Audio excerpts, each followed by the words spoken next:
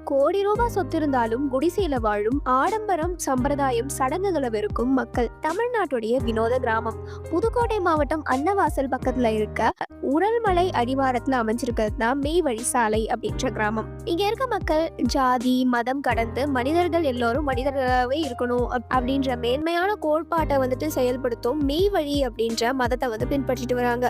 இந்த மதத்தை பின்பற்றுறவங்க தமிழகத்துல பரவலா இருந்தாலும் இந்த கிராமம் தான் அதுக்கு தலைநகரமா பார்க்கப்படுது.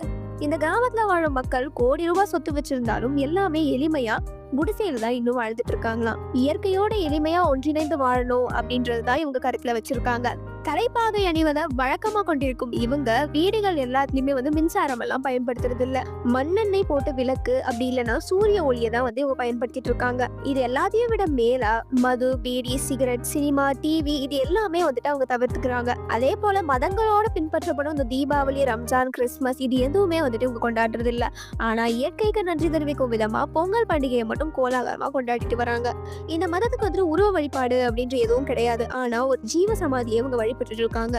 இந்த ஜீவ சமாதியில இருக்கவர் மதுரை மாவட்டம்ல ஒரு சிறிய கிராமத்தை சார்ந்தவர்னு சொல்லப்படுது. இவருடைய இயற்பெயர் காதர் பாஷா அப்படின்னு சொல்லப்படுது. 131 ஆண்டுகளா இவர் வாழ்ந்திருக்காராம்.